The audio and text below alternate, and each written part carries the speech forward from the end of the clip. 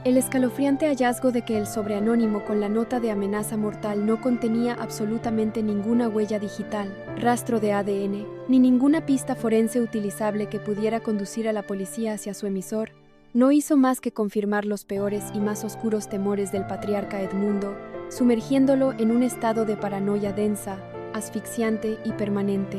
La confirmación profesional, por parte del experimentado y pragmático comandante Jiménez, de que estaban lidiando con un enemigo extremadamente inteligente, calculador, paciente y letal que conocía íntimamente la distribución y vulnerabilidades de su mansión, convenció de manera definitiva a Edmundo de que las sombras de su oscuro, violento y sangriento pasado habían regresado para reclamar su deuda y cobrar venganza. La sospecha de que la misma persona despiadada y sin rostro que había asesinado brutalmente a su familia 15 años atrás estaba nuevamente merodeando en la oscuridad de su vida, respirando su mismo aire y planeando un nuevo y devastador ataque, activó en el anciano magnate un instinto de supervivencia primitivo, cruel y despiadado, transformando la imponente y lujosa mansión familiar de los Altamira en una verdadera fortaleza inexpugnable, aislada y militarizada. Edmundo, actuando bajo el terror absoluto de perder nuevamente todo lo que amaba, impuso de la noche a la mañana un régimen de encierro total y claustrofóbico que rozaba la locura y la dictadura, multiplicando por 10 el personal de seguridad armada privada, prohibiendo terminantemente, y bajo amenaza de despido cualquier salida no autorizada ni justificada del personal de servicio, e incluso restringiendo de manera brutal y humillante las visitas de amigos y los movimientos de su propia familia, convirtiendo la hermosa y fastuosa casa de cristal en una auténtica y asfixiante prisión de oro de alta seguridad de la cual nadie podía escapar sin su expreso consentimiento. En medio de este clima denso, irrespirable y opresivo de sospecha generalizada, vigilancia constante y paranoia absoluta, Edmundo centró su aguda, desconfiada y analítica atención en todos aquellos individuos de su entorno más cercano que tuvieran el menor motivo económico, personal o emocional para desear su ruina financiera o su muerte física, iniciando una verdadera cacería de brujas interna, paranoica y sin piedad dentro de su propio círculo íntimo. Sus aterradoras, fundadas e insistentes sospechas no tardaron demasiado tiempo en recaer pesadamente y con fuerza sobre el resentido, marginado y ambicioso hermano de Frida, un hombre oscuro, manipulador y de pasado dudoso que siempre había despreciado abiertamente al anciano millonario por considerarlo un usurpador arrogante, y que recientemente había perdido una inmensa y vital inversión de capital debido a una decisión financiera unilateral y despiadada tomada por el propio Edmundo.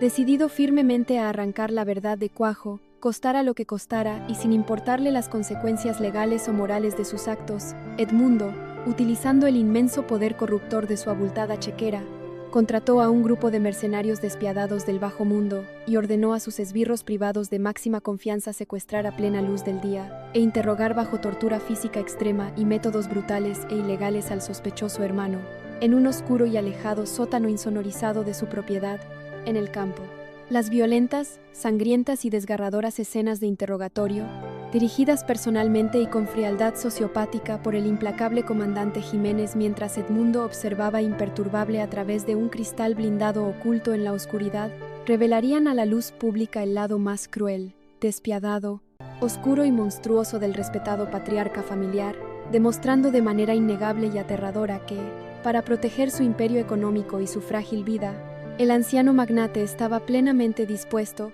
y preparado para cruzar sin remordimientos cualquier límite ético, moral y legal existente en el mundo civilizado.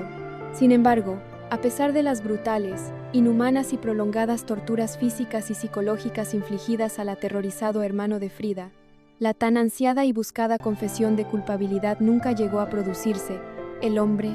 destrozado físicamente y al borde de la muerte por el dolor, juró llorando lágrimas de sangre por la memoria sagrada de su madre difunta, que él no tenía absolutamente ninguna relación ni conocimiento sobre las amenazas de muerte o el supuesto asesino del oscuro pasado familiar. Este estrepitoso, humillante y violento fracaso en su desesperada y ciega búsqueda de respuestas no hizo más que aumentar exponencialmente y de manera alarmante la enorme frustración, el aislamiento y la creciente locura paranoica de Edmundo, empujándolo al borde del abismo mental y llevándolo a dudar seriamente y de manera enfermiza de todos y cada uno de los seres humanos que lo rodeaban en su vida diaria, incluyendo sin reservas a su propia y amada esposa Frida y al leal sobrino Alejandro.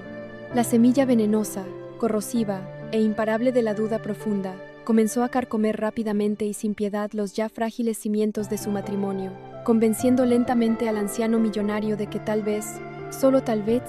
su reciente boda no había sido más que el acto final y maestro de una compleja, maquiavélica y macabra conspiración interna orquestada cuidadosamente por sus propios familiares para asesinarlo legalmente en su propia cama y apoderarse de su incalculable fortuna sin levantar sospechas. Este progresivo, aterrador y destructivo deterioro mental y emocional de Edmundo transformó la lujosa mansión familiar en un verdadero campo minado psicológico, silencioso y letal, donde cualquier palabra pronunciada fuera de lugar, cualquier mirada furtiva interceptada en los inmensos pasillos, o cualquier pequeña e insignificante acción rutinaria de los habitantes de la casa, era interpretada inmediatamente por el patriarca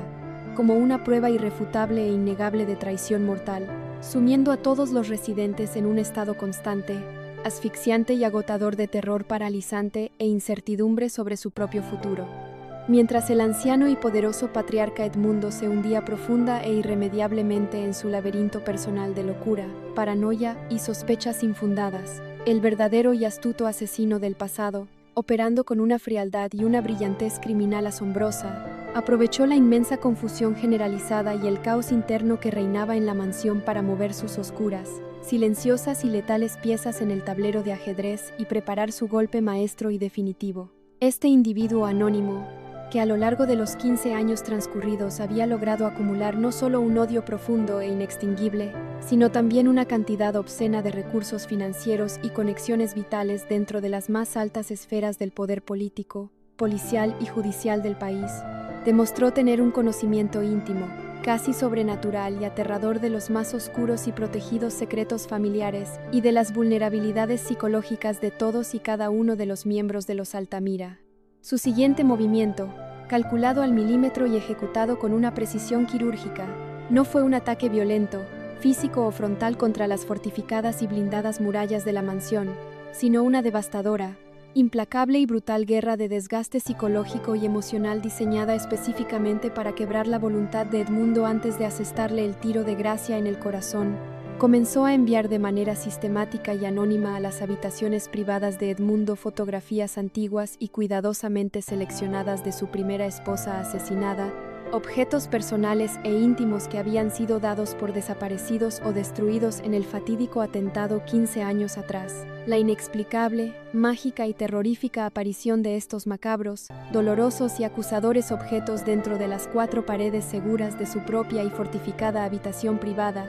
burlando de manera inexplicable y humillante todas y cada una de las exhaustivas medidas de máxima seguridad impuestas por el comandante Jiménez, terminó por quebrar definitivamente la poca estabilidad mental, emocional y racional que le quedaba al anciano magnate, hundiéndolo en un terror primitivo, oscuro y paralizante ante la certeza absoluta de que el enemigo mortal e invisible ya se encontraba cómodamente instalado dentro de su propia casa, observándolo en silencio, juzgándolo sin piedad, y esperando el momento perfecto para ejecutar su sentencia de muerte inapelable. El episodio alcanzaría su clímax máximo de tensión insoportable, terror psicológico y revelación espeluznante en medio de la profunda y silenciosa oscuridad de una madrugada limeña, cuando Edmundo, atormentado por las horribles pesadillas, el insomnio crónico y las voces del pasado, se levantara de su enorme y lujosa cama empapado en sudor frío y armado con un pesado revólver cargado para inspeccionar, temblando de pánico, los inmensos pasillos vacíos de la mansión, siguiendo el tenue, extraño y casi hipnótico sonido de una vieja y familiar caja de música, una melodía lenta y melancólica que había pertenecido a su difunta esposa y que no había vuelto a sonar en esa casa en 15 largos y dolorosos años. El aterrorizado patriarca sería guiado paso a paso, como una marioneta atada a hilos invisibles, hacia las gélidas e inexploradas profundidades de los sótanos ocultos de la enorme propiedad. Al empujar lentamente, y con el cañón del arma, temblando en su mano la pesada y polvorienta puerta de madera antigua, iluminando el interior oscuro y húmedo únicamente con el débil y titilante haz de luz de su linterna de mano, Edmundo se encontraría finalmente cara a cara con la figura imponente, oscura y aterradora del esquivo asesino, quien se encontraba de pie, inmóvil y tranquilo, aguardándolo en las sombras como el mismísimo ángel de la muerte. La revelación final, brutal e inesperada de la verdadera identidad del individuo oculto bajo el abrigo negro sería tan asombrosa, impactante y demoledora que sacudiría violentamente los cimientos de toda la historia y de la familia, dejando a Edmundo completamente paralizado, sin respiración y con el revólver cayendo ruidosamente de sus manos temblorosas al frío suelo de piedra. El asesino no era un enemigo extranjero, ni un socio comercial traicionado en el pasado, ni siquiera el resentido hermano de Frida, sino alguien de su propio entorno más íntimo y confiable, una persona que había estado viviendo, respirando y cenando con él bajo su mismo techo familiar durante años, ocultando magistralmente su odio homicida detrás de una máscara impecable de absoluta lealtad, amor filial incondicional y servicio abnegado. El espectador se quedaría completamente en shock, con la boca abierta y la respiración contenida, contemplando el rostro pálido y aterrorizado del todopoderoso Edmundo, mientras la pantalla se funde lentamente a negro profundo y se escucha un único,